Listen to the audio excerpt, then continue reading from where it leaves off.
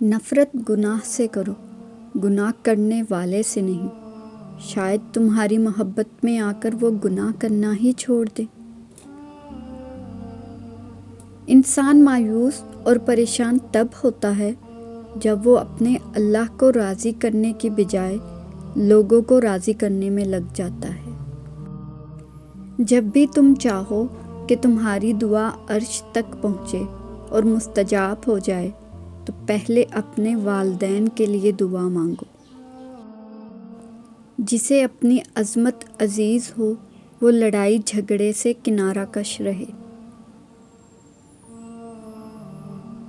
جو دل دوسروں کی تکلیف دیکھ کر بے چین ہو جائے تو جان لو کہ اس دل میں اللہ رہتا ہے۔ کسی کے منہ پر بے عزتی کرنا اسے قتل کر دینے کے برابر ہے۔ برائی میں کسی کا ساتھ دینا گھٹیا پن اور خدا کے ساتھ بددیانتی ہے۔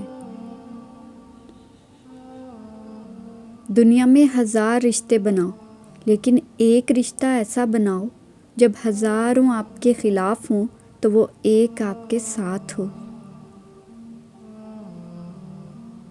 دل کا روزہ زبان کے روزے سے اچھا ہے اور زبان کا روزہ پیٹ کے روزے سے بہتر اور اولیٰ ہے۔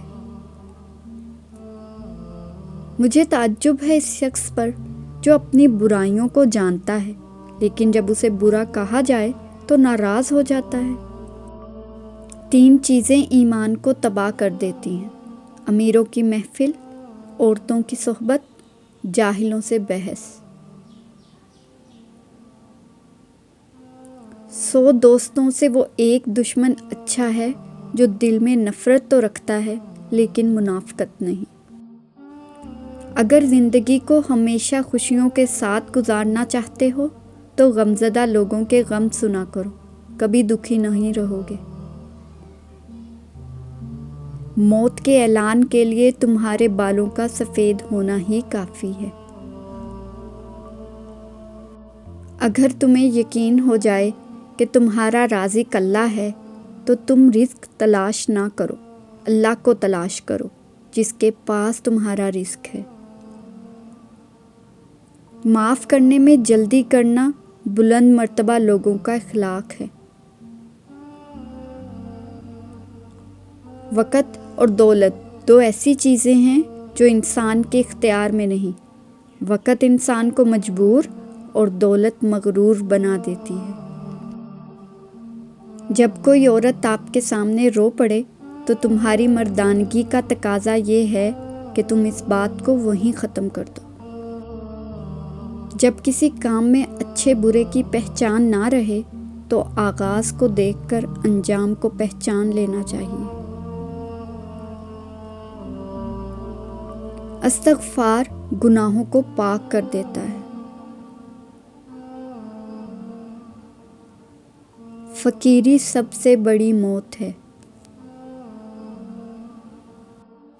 منافقت سے بہتر ہے کہ تم کافر مر جاؤ کیونکہ جہنم میں کافر کا درجہ منافق سے بہتر ہے۔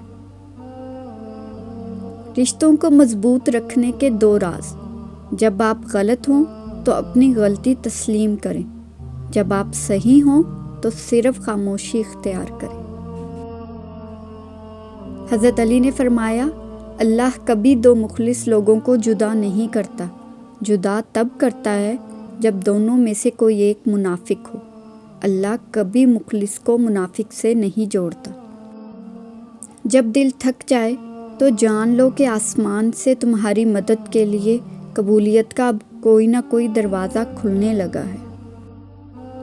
ہمیشہ چھوٹی چھوٹی خوشیوں کا استقبال کیا کرو کیونکہ انہی کے پیچھے محبتوں کا سیلاب ہوتا ہے۔ غلط بات پر غصہ نہ آنا شرافت کی نشانی ہے لیکن غصے کو پی جانا مومن کی نشانی ہے۔ جو شخص یہ چاہتا ہے کہ وہ تندرست رہے اور اس کا جسم ہلکا پھلکا رہے تو اسے رات کا کھانا کم کھانا چاہیے۔ غصہ ایک قسم کی دیوانگی ہے۔